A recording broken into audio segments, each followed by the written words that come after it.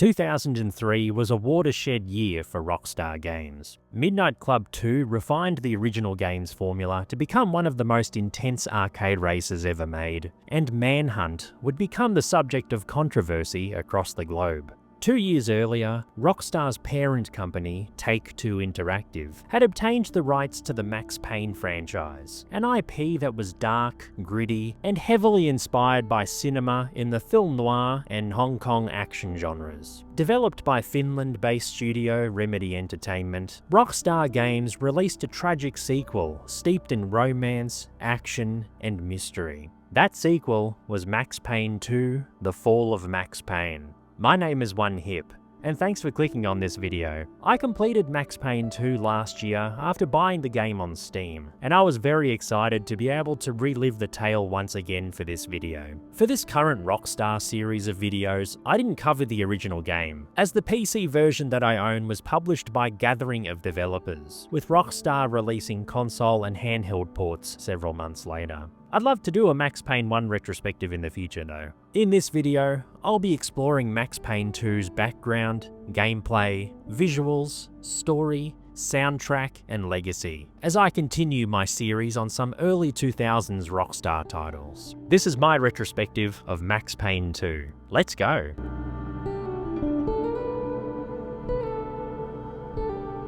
On December 5, 2001, Take-Two Interactive announced the acquisition of the Max Payne franchise from Remedy Entertainment and 3D Realms, later announcing plans to release a sequel to the original game. With incentive payments made by Take-Two to develop the game, they officially announced an October 15, 2003 release date, roughly a month prior to launch. Max Payne 2's plot was written by Sam Lake, Remedy's creative director, who was also responsible for several of their other franchises, including Alan Wake, Quantum Break, and Control. Max's appearance was remodeled from Lake's likeness in the original game to actor Timothy Gibbs, with the late James McCaffrey reprising his role as the titular character. Lake approached Max Payne 2 as a film noir love story, believing it best suited Max's character, while also hoping the sequel would break new ground in its subject matter and storytelling. The game uses the original Max Payne engine with significant improvements, alongside the Havoc physics engine, which enabled more dynamic environments and realistic enemy animations. Enhancements were also made to existing features, such as the comic book panel cutscenes and the signature bullet time mechanic, alongside improved sound design.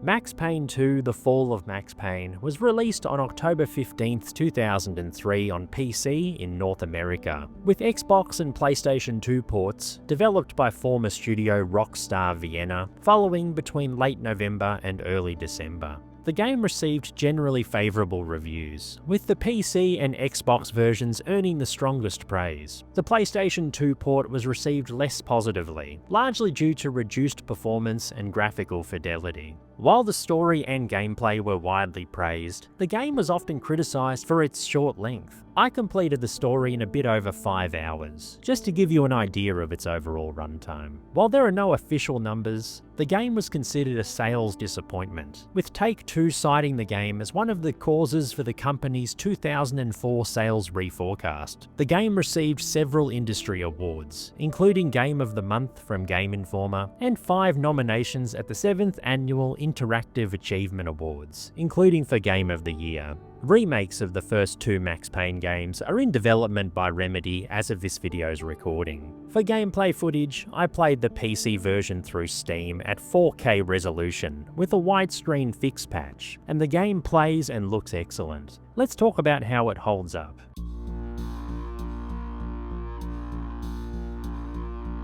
If you've never played Max Payne 1 or haven't for a while, you can watch a previously on Max Payne segment from the main menu to get you up to speed with Max's journey so far. Completing the game on Detective, the default mode with adaptive enemy difficulty and health pickup availability, unlocks a harder mode called Hard Boiled. Completing the game on Hard Boiled unlocks Dead on Arrival, the highest difficulty, with save slot restrictions and a happier alternate story ending. Other game modes include a timed speedrun called New York Minute and Dead Man Walking, a survival mode with endless waves of enemies. You can also replay unlocked chapters, and all of these extra modes provide strong game replayability. Max, and Mona, who's playable in certain chapters, can run, jump, strafe, crouch, hide behind objects, and dodge, as well as wield several weapons, including a variety of pistols and SMGs, which can be dual-wielded, as well as hand-thrown weapons such as grenades and molotovs. Melee attacks such as pistol whips can also be utilised. I found assault rifles and SMGs to be my favourite in most situations, and the automatic striker shotgun found later in the game was very effective during close combat. Weapons and throwing items can be equipped manually or assigned automatically by the game, and using a keyboard and mouse for my playthrough made shooting very precise. Explosive items such as crates and barrels can also be destroyed for environmental damage to enemies. Each character has a health meter represented by a clear silhouette, which turns red as more damage is taken from gunfire, medium proximity to explosions, and small objects falling on Max or Mona. Your health level carries over into the next chapter and fully replenishes at the start of the next part. Instant death can occur after falling from a great height, being in close proximity to explosions, and large objects such as scaffolding and pillars falling on top of your character. Dying gives you the option to either respawn from your last autosave checkpoint, or quick load into your last manual save, which you can set at any point in the game. Painkillers, the game's health item, can be found in closets, medicine cabinets, and on some slain enemies, as well as in hidden areas. Health can be partly replenished instantly with the press of a button, and fully replenished from almost empty with around 4 painkillers, provided you have them on hand. Bullet time slows down the action while maintaining real-time aiming for Max and Mona, with a sepia screen overlay acting as a visual cue. Its meter is very generous and incredibly fun to pull off, as you see enemies and objects flying after being sprayed with bullets or copping explosions. The meter slowly fills when not in use, and fills faster after killing enemies, and the mode can be disabled at any time. Using a scoped weapon like a sniper rifle in this mode triggers a bullet cam sequence, which would become synonymous with franchises like Sniper Elite. And in some areas, certain enemies dying triggers a cinematic, physics-based animation of them falling from a platform or into a wall, sometimes knocking over objects along the way. This is a feature that would become more prominent in Max Payne 3. Max and Mona can also shoot dodge, where they can jump in a player-controlled direction in bullet time without depleting the meter.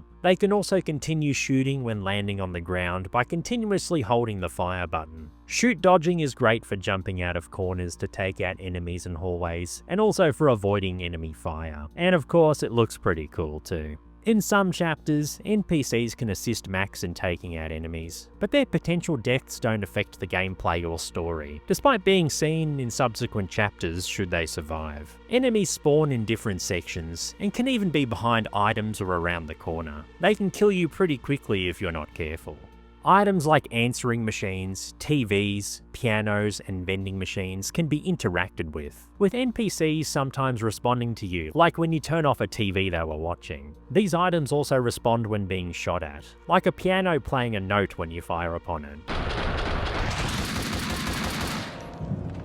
TVs play programs like soap opera episodes, which proceed in canon through TV sets as you go through chapters, as well as news reports and commercials. This is a signature feature in Remedy titles, and I found these interactions extremely enjoyable. Visually, the game set at 4K looks fantastic, and the dark contrast of cutscenes with the alternating bleak and colourful levels really popped. Character models look good for the time, and explosions are spectacular. And the widescreen fix patch that I installed improved the game's aspect ratio significantly. Regarding objects, I had a commenter on my Midnight Club 2 video say that games of this era had a moderate count of visually expressive ones without feeling distracting, and Max Payne 2 is another great example of this. This combined with the havoc-driven physics really add depth to the level design and gameplay. What drives the game's impressive gameplay and visuals is Max Payne 2's story, a romantic noir tragedy which tests where true loyalties lie, while Max perseveres through his personal demons.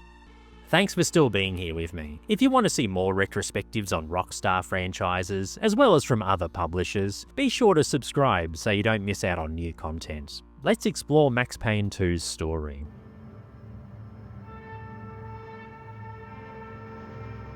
Set in New York City 2 years after the events of the original game, you play Max Payne, an NYPD detective struggling with nightmares of his troubled past. After reuniting unexpectedly with contract killer Mona Sachs, voiced in the next 2 Max Payne titles by Wendy Hoops, they work together to bring down a conspiracy in a romantic noir tragedy filled with death and betrayal. As well as action shooter-based chapters, a few of Max's playable dream sequences are interwoven in the story. After being acquitted of charges against him, Max returns to the NYPD with the help of his connections to the Inner Circle, a secret society that holds significant influence over the New York criminal underworld and the US government. A flashback sequence takes place in the hospital where Max is recovering from a gunshot wound. After avoiding assassins sent to kill him, Max makes his way to the hospital's morgue, where he finds the body of a woman he recently killed, Detective Valerie Winterson.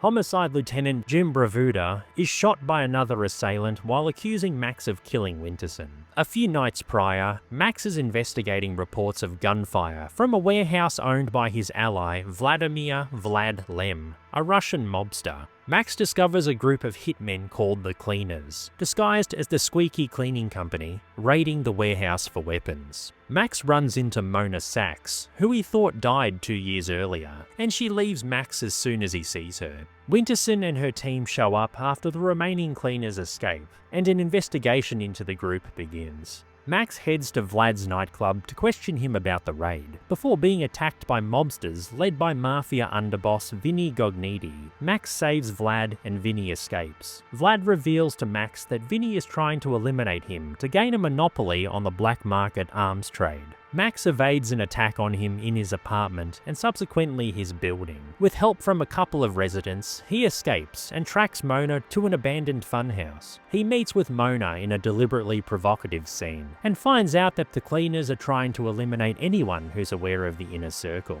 She adds that her contact, a member of the Inner Circle, is willing to talk to Max as they make their way to their apartment building.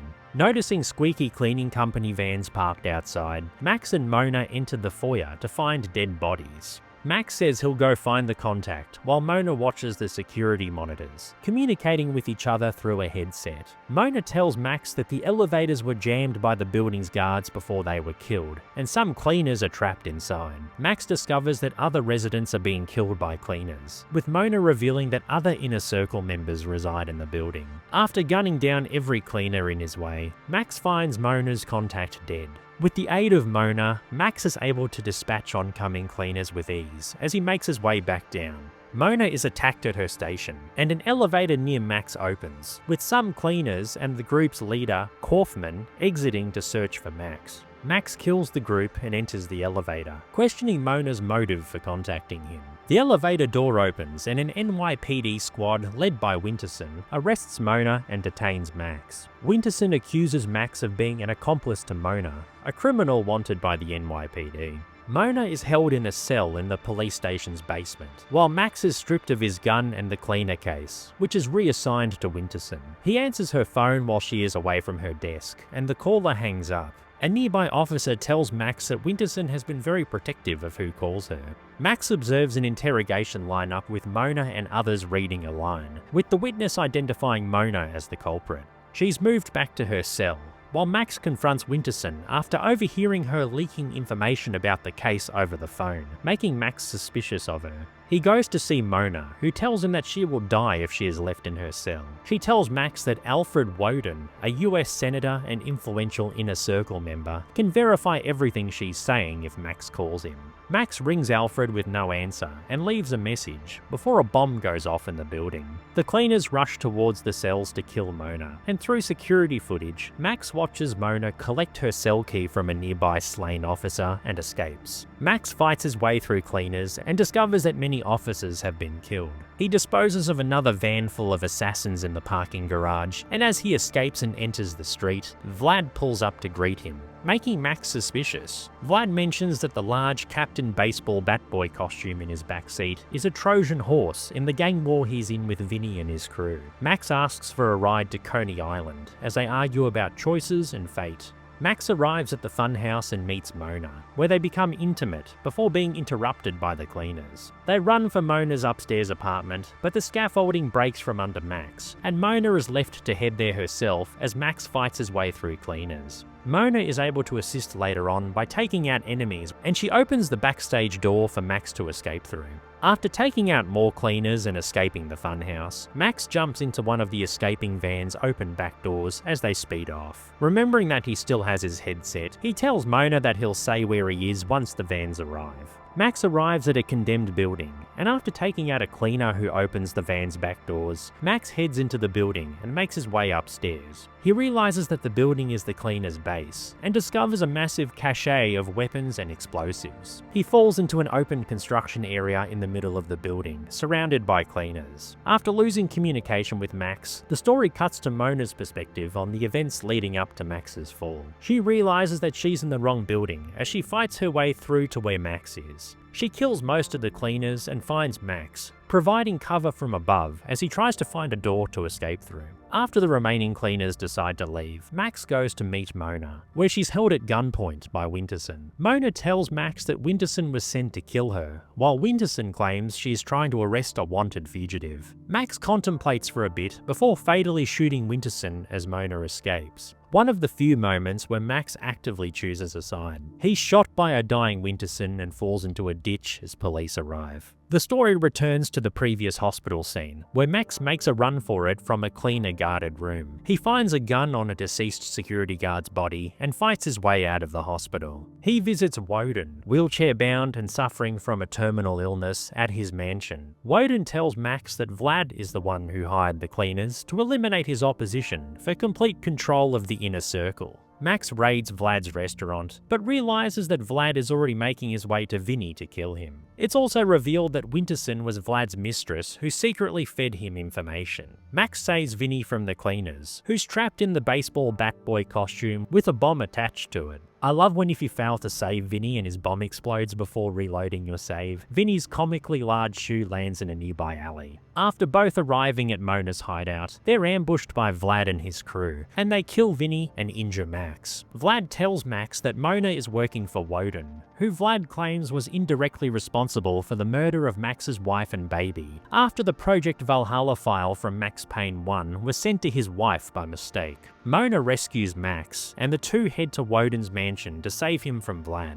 After fighting through Vlad's crew, Mona turns on Max, and Vlad orders her to kill him. She's unable to do so as she has feelings for Max, and Vlad shoots Mona and kills Woden, who dies while trying to disarm Vlad. Vlad flees from Max through the basement all the way to the mansion's highest point, a rooftop structure held together by bolts and cables. While pursuing Vlad and killing cleaners along the way, Max discovers a recording of Mona refusing to kill Max after Woden tells her to, as well as another from Vlad saying he's on the way to kill Woden after a relationship breakdown between the two.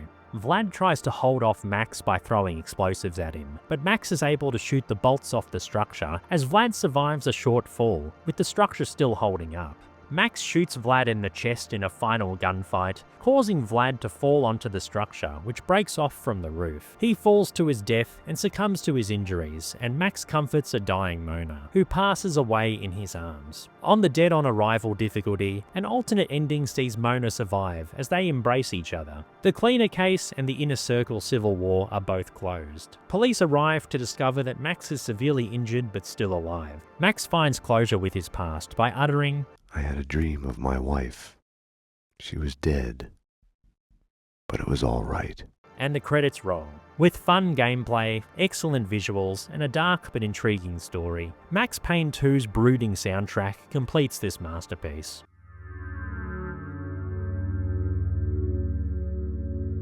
Max Payne 2's soundtrack was composed by Katsi Hataka and Kimo Kayasto, who returned from the original game. Perttu Kivalasko, a member of Finnish symphonic metal band Apocalyptica, provide cello performances in the soundtrack. It's a mix of melancholic and restrained ambient numbers, which goes with the game's themes of loss and despair, with elements of romance. The main theme song is sensational, with haunting strings and a heartbeat-like kick drum, which really creates the atmosphere that the game goes for. While much of the game's levels are free from background music, which in my opinion represents Max's concentration when trying to survive against enemies, tracks like The Professional, which play during a certain action sequence, bring in an electric guitar solo and some early 2000s like keys and percussion, like something you'd hear out of The Matrix. The song Late Goodbye by Finnish rock band Poets of the Fall plays at the end credits as closure for Max's grief. The sound design is excellent as well. The humming of fluorescent lights, the dripping of water, explosions, and TV and radio segments playing in the background really make the world feel lived in. Enemies will have conversations with each other when they can't see you, and the crunch of bullets hitting them, especially in bullet time, is glorious.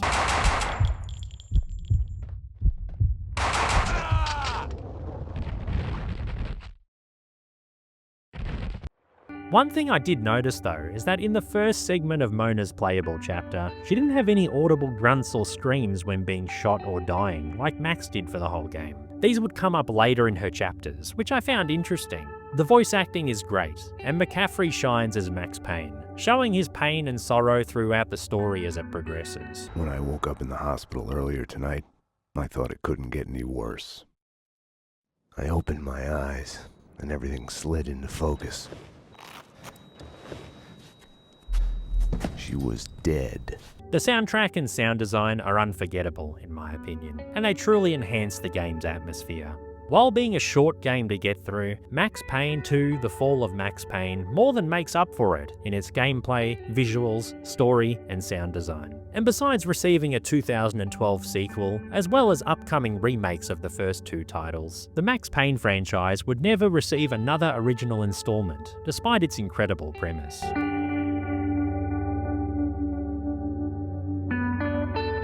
Max Payne 2: The Fall of Max Payne occupies a unique place in early 2000s gaming. It wasn't built to be the biggest or longest experience of its time, but to be a focused one that prioritized atmosphere and emotion over scale. What makes it endure is how completely its gameplay, presentation, and story work in unison.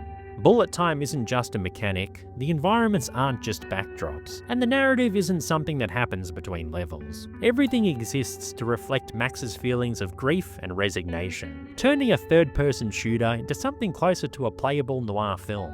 While later games would borrow elements of its style, few committed as fully to its restraint. Even within its own series, Max Payne 2 remains the emotional core, being quieter and more intimate than what followed. More than 20 years on, it still resonates because it trusts its audience. It leaves space for elements like silence, mood, and reflection. And in doing so, Max Payne 2 proves that a shorter, more focused experience can leave a far deeper impression. Thanks so much for watching. What are your memories of Max Payne 2? Let me know in the comments. If you enjoyed the video, be sure to give it a like and subscribe to the channel so you don't miss out on upcoming content. And if you're planning to grab your next PC game or bundle at a great price, consider using either of my affiliate links for Fanatical and Green Man Gaming in the description. This doesn't cost you any extra. Thanks for your support. Thanks also to my current channel members for supporting me further. There are links to this and my Ko-fi donation page in the video description. Be sure to watch my other Rockstar Games retrospectives I've done in this playlist here, but only if you want to. My name is OneHip, and you have a good one. Bye!